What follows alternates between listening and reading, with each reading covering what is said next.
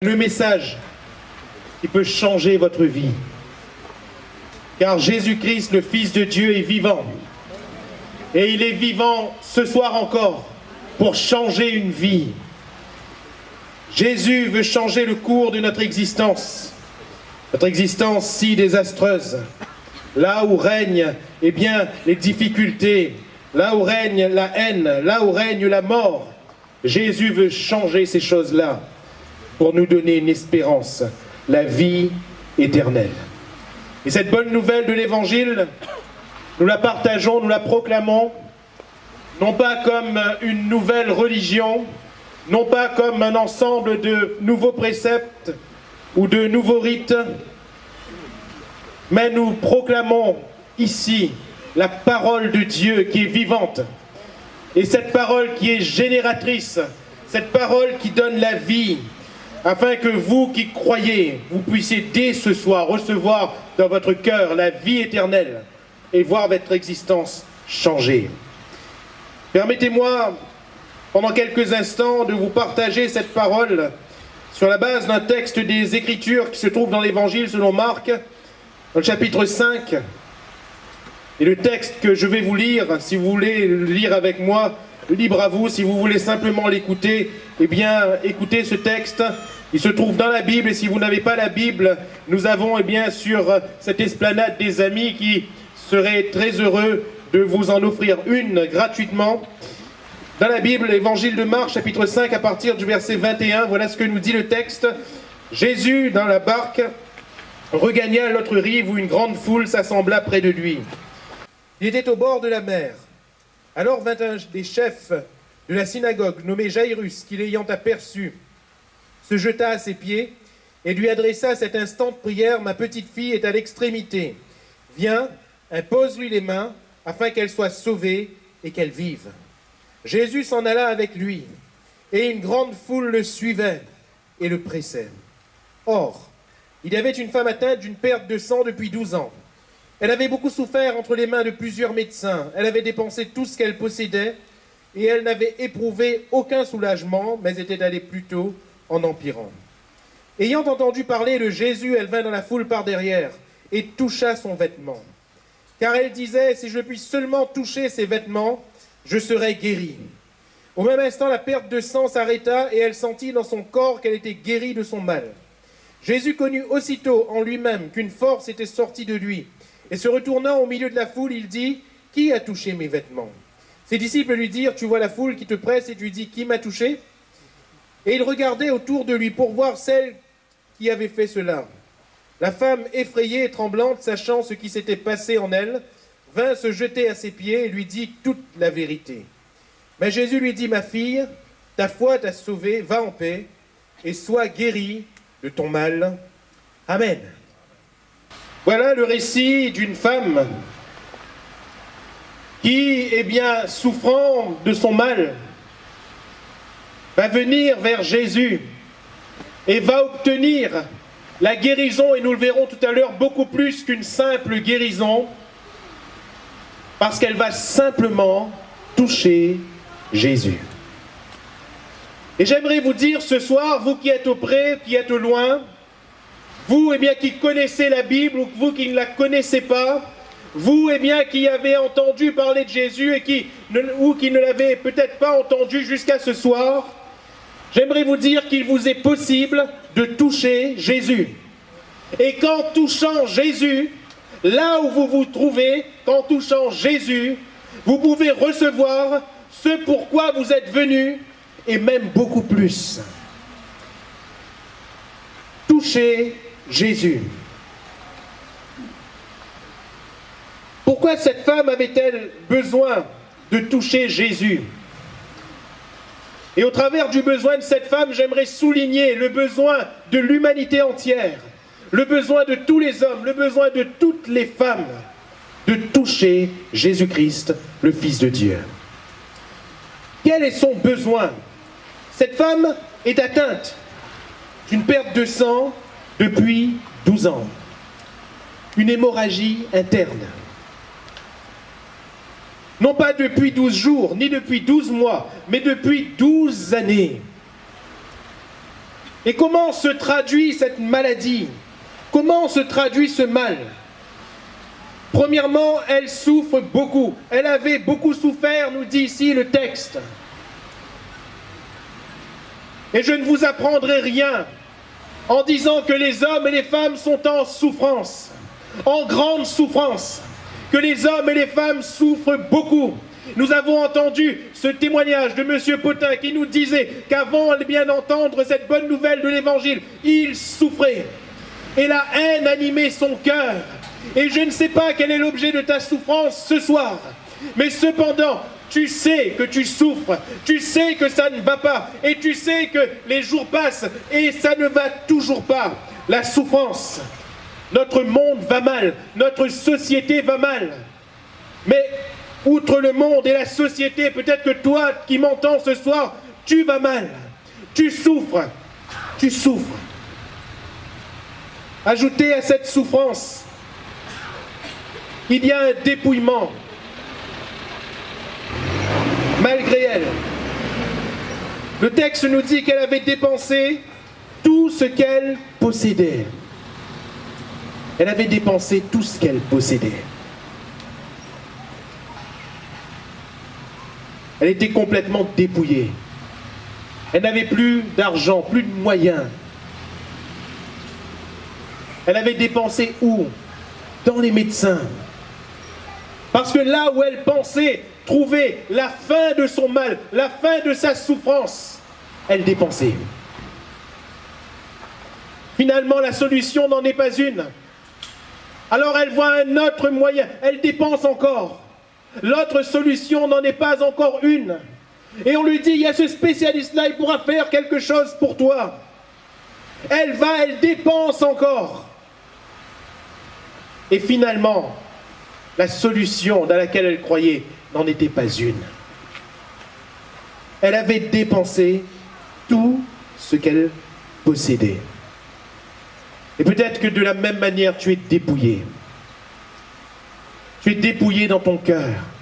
Tu es dépouillé dans ton âme. Peut-être que dans la recherche de ta guérison, peut-être que dans la recherche de la fin de ta souffrance, tu as aussi dépensé ton bien.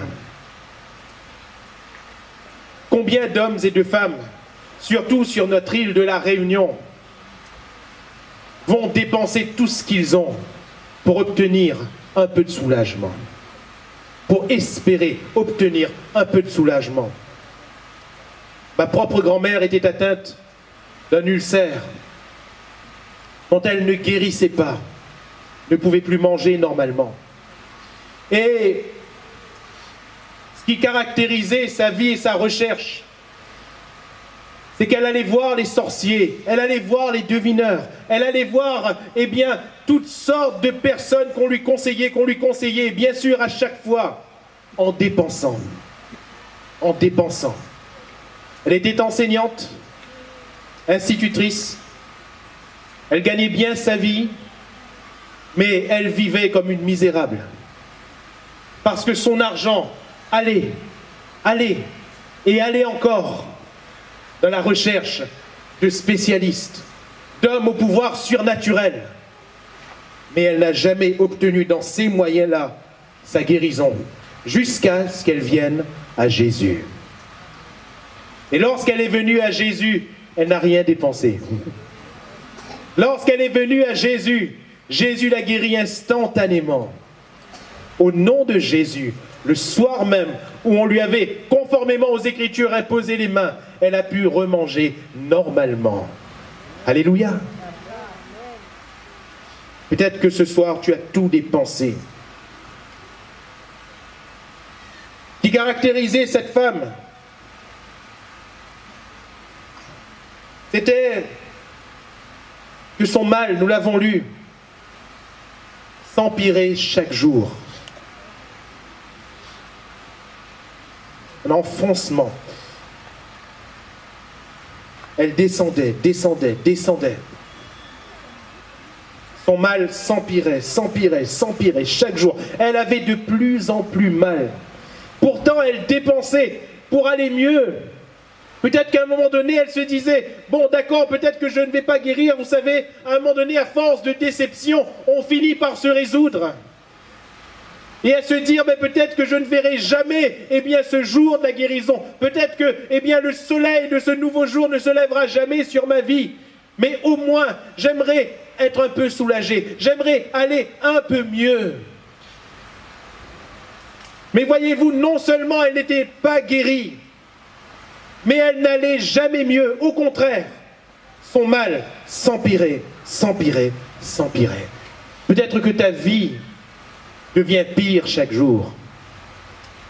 Peut-être que ta vie devient de plus en plus difficile.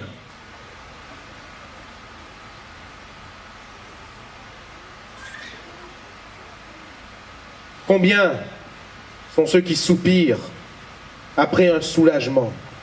Combien sont ceux qui soupirent après un mieux? Combien sont ce soir, sur cette place, ceux qui sont venus parce qu'ils recherchent un mieux? Mais laissez-moi vous dire que Jésus n'a pas un mieux pour vous. Jésus a pour chacun de nous le meilleur. Le meilleur. Il n'y a pas au-dessus de ce que Jésus a pour nous. Alléluia. Le meilleur.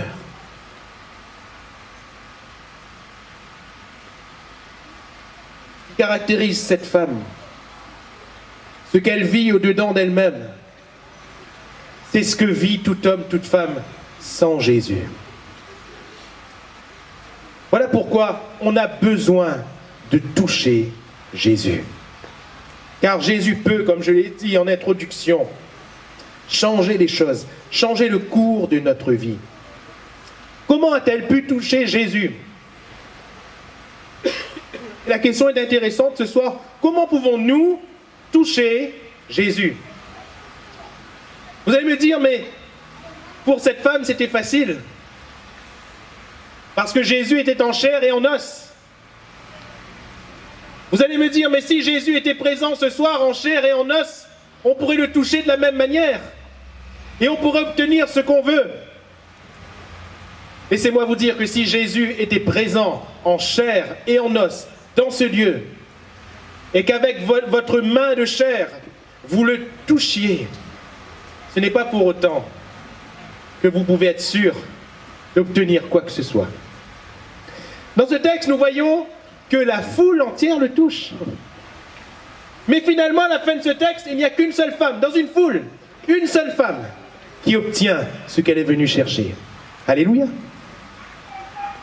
Et j'aimerais tout de suite écarter la manière humaine de toucher Jésus, qui n'est pas le moyen pour nous de guérison, le moyen pour nous de délivrance, le moyen pour nous de pardon. Ne regrettez pas le fait de ne pas voir Jésus en chair et en os, le fait de ne pas le toucher avec votre main de chair, parce qu'il n'y a qu'un moyen par lequel nous touchons Jésus et par lequel nous obtenons de lui, une force sort de lui. Ce moyen, c'est la foi. Alléluia. La foi. Ma fille, ta foi t'a sauvée. Alléluia. Ta foi, c'est la foi. La foi, c'est quoi? La foi qui nous permet de toucher Jésus. Eh bien, la foi, c'est simplement croire. Simplement croire. Croire dans quoi? Premièrement, croire dans la parole de Dieu. Le verset 27 nous dit, ayant entendu parler de Jésus. Pourquoi est-ce qu'elle vient toucher Jésus? Parce qu'elle a entendu parler de Jésus. Elle a entendu parler de ce Jésus qui fait des miracles. Elle a entendu parler de ce Jésus qui était le Messie qui devait venir. Elle a entendu parler de ce Jésus qui est le Fils de Dieu et qui guérit de toutes les maladies, qui délivre de toute oppression, qui sauve des hommes, qui sauve des femmes. Elle a entendu parler de ce Jésus et parce qu'elle a cru, elle est venue et elle l'a touché. Alléluia. Ce soir, tu peux toucher Jésus rien qu'en croyant. Rien qu'en croyant dans la parole de Dieu. Pas en croyant dans des fables, en croyant dans la parole de Dieu.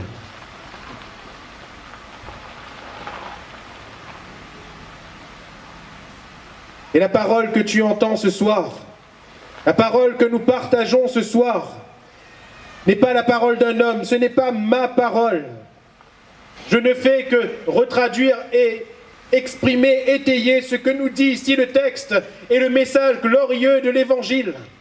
Et le message glorieux de l'Évangile, je vous l'annonce, le message glorieux de l'Évangile, c'est que Dieu a tant aimé le monde, qu'il a donné son Fils unique, afin que quiconque croit en lui ne périsse point, mais qu'il ait la vie éternelle. Alléluia. Le message glorieux de l'Évangile, c'est que Jésus-Christ, le Fils de Dieu, a quitté le ciel. Jésus est venu. Nous avons lu dans ce texte que Jésus, là, il se déplace pour répondre à la prière d'un homme, pas de cette femme. Un nommé Jairus, qui vient vers Jésus pour sa fille qui est malade, malade à la mort. Et Jésus se déplace, Jésus avance, non pas pour cette femme, si nous nous en tenons au récit du texte, mais pour cet homme. Pour cet homme. Cette femme aurait pu dire, mais Jésus n'est pas venu pour moi. Jésus, il marche, oui, mais ce n'est pas à ma destination, ce n'est pas vers moi, ce n'est pas pour moi. Mais laissez-moi vous dire, et nous le verrons plus amplement dans un instant, que Jésus est venu pour toute l'humanité. Jésus a quitté son ciel de gloire, non pas pour un Jairus seulement, non pas pour une femme qui a cette perte de sang à ce moment-là seulement. Jésus est venu pour tous les hommes, pour toutes les femmes. Jésus est venu donner sa vie en rançon à la croix pour chacun de nous, afin que nous soyons délivrés de notre mal. Et nous le verrons aussi dans un instant. Croire à la parole de Dieu. Une fois, je partageais une conversation avec une dame qui avait sa religion, qui avait ses dieux.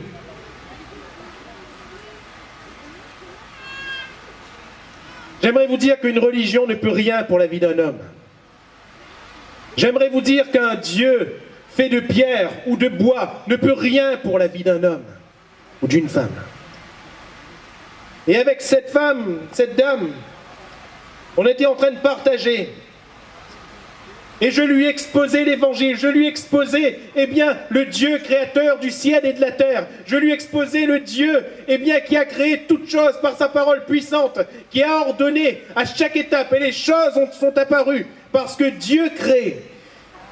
Je lui exposais, le Dieu qui crée l'homme et la femme, à partir de la poussière de la terre, conformément au livre de la Genèse, chapitre 1er, chapitre 2. Vous savez ce que cette dame m'a dit?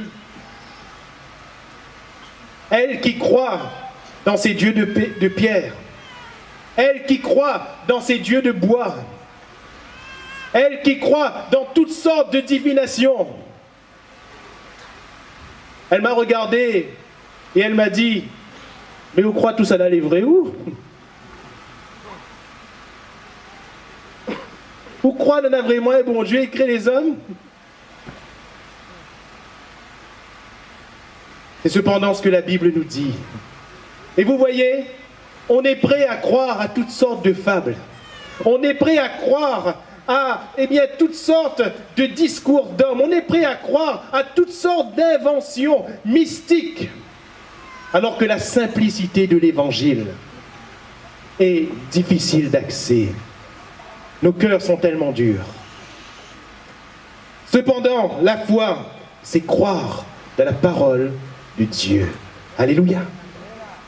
Jésus, le Fils de Dieu, est mort pour toi afin que tu sois sauvé. Crois-tu cela?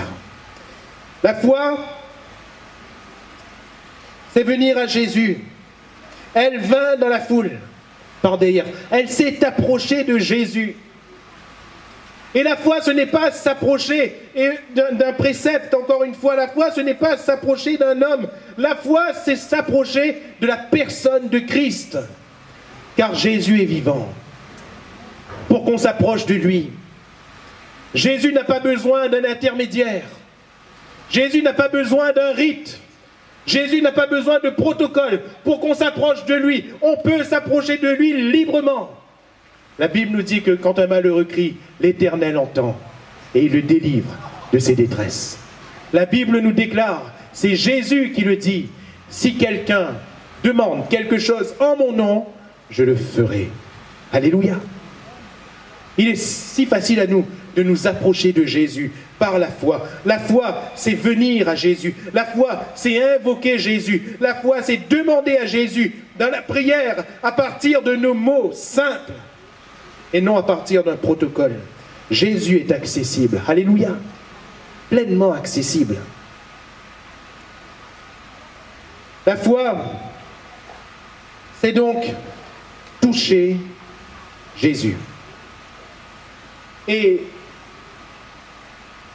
sous cet aspect, la foi revêt un caractère de conviction. Hébreux chapitre 11, dans la Bible, chapitre 11, verset 1er. La foi est une ferme assurance des choses qu'on espère, une démonstration de celles qu'on ne voit pas encore. Cette femme est venue toucher Jésus parce qu'elle était convaincue. Alléluia. Elle était convaincue que Jésus pouvait la guérir. Et qu'au moment où elle allait toucher Jésus, elle allait être guérie. Convaincue. Ainsi la foi, cher ami, ce n'est pas dire peut-être. La foi, ce n'est pas dire je vais tester. Elle était pourtant allée entre les mains de plusieurs médecins, mais laissez-moi vous dire que cette femme ne s'est pas dit « je vais vers Jésus comme je suis allé auprès des autres médecins ». Cette femme ne s'est pas dit « bon, je vais essayer, après tout, si ça fonctionne, tant mieux ». Non, cette femme croyait, elle était convaincue qu'en touchant Jésus, elle allait être guérie. Alléluia. Elle se disait en elle-même « si seulement je le touche, je serai guérie ». Si par la foi tu touches Jésus, avec dans ton cœur la conviction, en bannissant tout doute, en bannissant les peut-être, mais en te disant, c'est certain, Jésus va me guérir, Jésus va me bénir, Jésus va me délivrer, Jésus va changer ma vie, Jésus va mettre fin à mes souffrances. Si c'est une conviction, alors, laissez-moi vous dire, laisse-moi te dire, que tu es en train de toucher Jésus et que Jésus va te guérir. Alléluia. Une force est sortie de lui. Et l'hémorragie de cette femme s'est arrêtée. Ce soir, une force sort de Jésus et ton mal s'arrête au nom de Jésus. Parce que tu auras touché Jésus par la foi.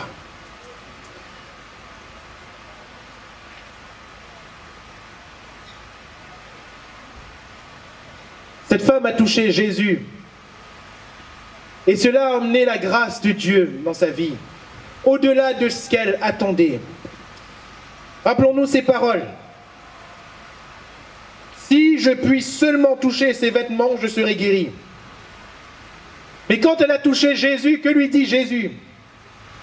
Ma fille, ta foi t'a sauvée, va en paix, sois guérie de ton mal. Alléluia. Il y a plus que sois guéri, nous sommes d'accord? Parce que quand on touche Jésus, la Bible nous dit dans l'épître de Paul aux Éphésiens chapitre 3 verset 20, il est celui qui par la puissance qui agit en nous, une force sort de lui. Par la puissance qui agit en nous, peut infiniment au-delà de ce que nous demandons ou pensons. Alléluia. Infiniment au-delà. Ce terme dans la Bible traduit une surabondance. Et le Seigneur, c'est le Seigneur de la surabondance. Le Seigneur est le Seigneur qui veut faire beaucoup plus que ce que nous lui demandons ce soir. Alléluia. Cette femme, elle vient pour la seule guérison. Jésus lui dit, oui, tu as été guéri. Oui, tu es guéri. Mais il rajoute, ma fille, ta foi t'a sauvée, va en paix. Quand nous touchons Jésus, par la foi, nous avons la possibilité d'être sauvés. En croyant en Jésus, nous sommes sauvés. Alléluia. C'est quoi le salut? Qui est beaucoup plus qu'une simple guérison du corps. Le salut est en fait la guérison de l'âme. Le salut, c'est ce dont a premièrement besoin tout homme. C'est pour cela que Jésus ne commence pas par lui dire « Sois guéri de ton mal », mais Jésus commence par lui dire « Ta foi t'a sauvé ». Un jour, on amène un paralytique. 4 hommes portent ce paralytique. Ils l'amènent à Jésus. La Bible nous dit que Jésus voit leur foi. Et qu'est-ce qu'il va dire à ce paralytique? Il ne va pas lui dire « Sois guéri ». Il va lui dire premièrement « Tes péchés sont pardonnés ». Alors, les religieux qui étaient là vont être offusqués et vont dire « Mais qui peut pardonner les péchés si ce n'est Dieu ?» Cet homme blasphème. Et Jésus est le Fils de Dieu. Jésus est pleinement Dieu. Pourquoi pardonne-t-il le péché premièrement? Pourquoi c'est ce qu'il veut faire premièrement? Pour nous assurer la vie éternelle. Alléluia. Ce que Jésus veut pour toi et pour moi, pour nous tous sur cette place, avant la guérison de notre corps, avant une délivrance dans un problème, dans une difficulté, ce que Jésus veut, c'est nous sauver. Ce pourquoi Jésus est mort à la croix, c'est notre salut. Et notre salut est plus précieux aux yeux de Dieu que toute autre chose. C'est pour cela qu'il a donné son Fils. Considérez que si ce n'était que pour la guérison de notre corps, peut-être que Jésus ne serait pas allé mourir à la croix. Si ce n'était que pour la résolution d'un problème, d'une situation, peut-être que Jésus ne serait pas allé mourir à la croix. Jésus n'est pas allé mourir à la croix du calvaire pour qu'on se sente mieux sur la terre. Jésus est allé mourir à la croix du calvaire pour nous assurer une éternité auprès de Dieu. Cher ami, sais-tu que tu es éternel? Sais-tu que ton âme est éternelle? Oui, nous mourrons tous sur cette terre. La mort est le chemin de toute la terre. Oui, notre corps retourne à la poussière parce qu'il a été tiré de la poussière. Mais notre âme, notre esprit retourne à Dieu qui l'a créé. Et aucune âme ne meurt en vérité. Toute âme est éternelle. Mais il y a 2 éternités possibles.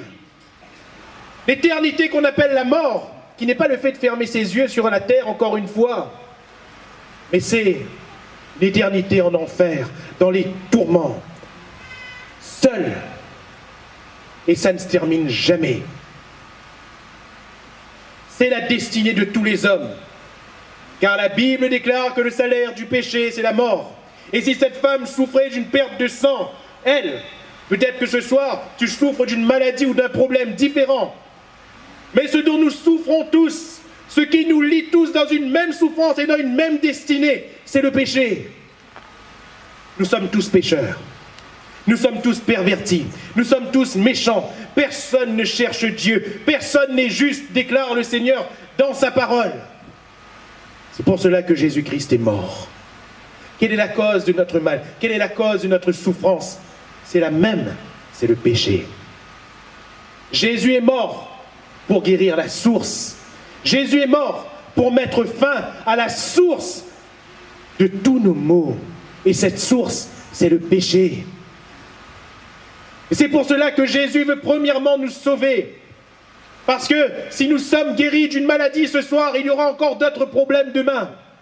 Si nous sommes délivrés d'une situation compliquée ce soir, et le Seigneur va le faire. Mais demain, il y aura encore d'autres difficultés. Et même s'il n'y en aurait plus, où va notre âme? Jésus est mort pour nous sauver. Alléluia. Jésus est ressuscité des morts afin de nous donner une espérance face à la mort. Cette espérance est celle de la vie éternelle. Voilà la profonde, bonne nouvelle de l'Évangile.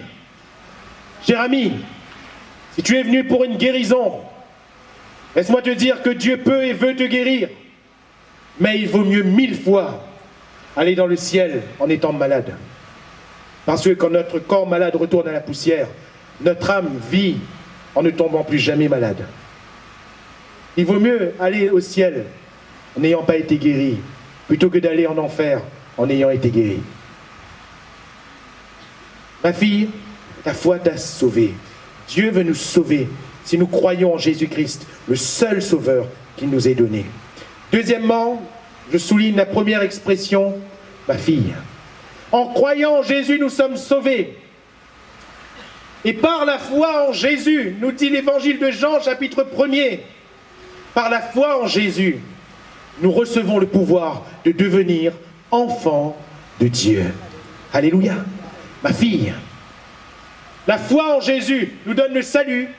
La foi en Jésus nous donne une filiation nouvelle. Nous sommes tous fils et filles d'un père et d'une mère terrestre. Ça, c'est obligé. C'est mathématique, c'est obligé. Ce soir, nous pouvons devenir enfants de Dieu. Alléluia. Non pas par la chair, ni par la volonté de l'homme, mais par la foi en Jésus-Christ. Jésus est mort afin de faire de nous des enfants de Dieu, pour que lorsque nous prions Dieu, ce ne soit plus le Dieu de loin, mais Jésus, il enseigne la prière en disant, quand vous priez, dites « Notre Père ». Alléluia. Son esprit va nous rendre témoignage. Si on aurait des doutes, si nous croyons en Jésus, si nous marchons avec Jésus, son esprit rend témoignage à notre esprit que nous sommes enfants de Dieu. Jean va déclarer dans son épître, voyez quel amour le Père a manifesté en nous appelant ses enfants. Et nous le sommes. Alléluia. En croyant en Jésus, nous sommes réellement enfants de Dieu. Et en devenant enfants de Dieu, notre vie n'est plus jamais la même. La foi t'a sauvé. Troisièmement, va en paix. Va en paix.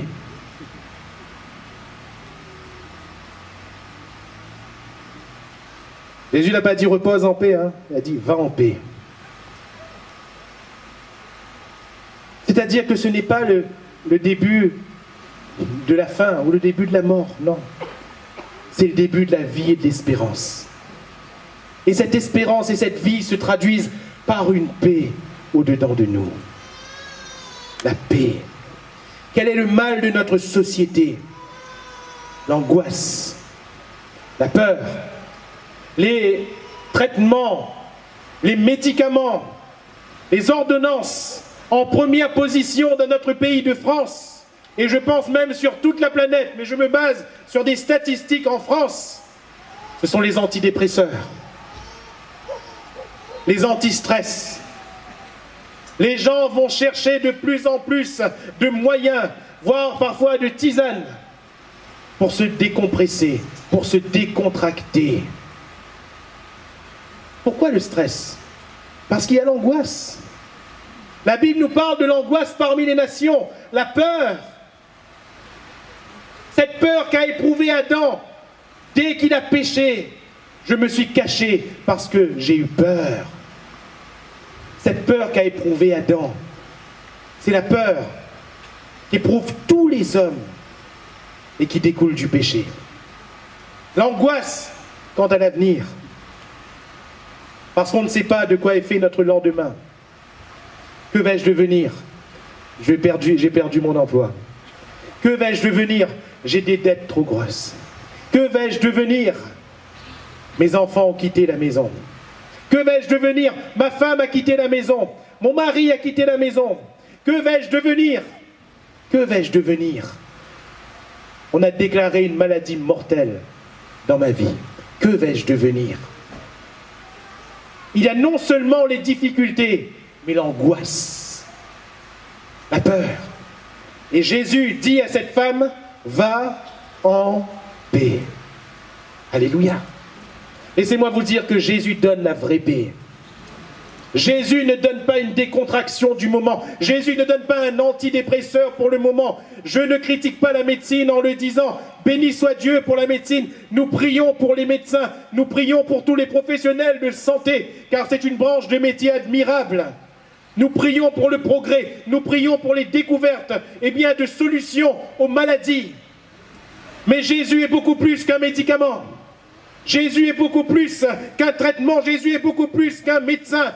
Jésus met la paix dans le cœur. Et il met la paix dans le cœur de ceux qui croient en lui. Alléluia. Pourtant, les difficultés sont là. Pourtant, lorsqu'on est enfant de Dieu, on n'échappe pas à tout ce qu'on appelle chômage, à tout ce qu'on appelle parfois difficultés financières. Ça arrive. Et il y a des difficultés pour tous sur la face de cette terre, tous les jours. Mais l'enfant de Dieu est en paix. Parce que Jésus donne la paix au cœur. Alléluia. Va en paix. Ah, le psalmiste va dire, je me couche, je m'endors. Car toi seul, ô Éternel, tu me donnes la sécurité dans ma demeure. Alléluia. La paix.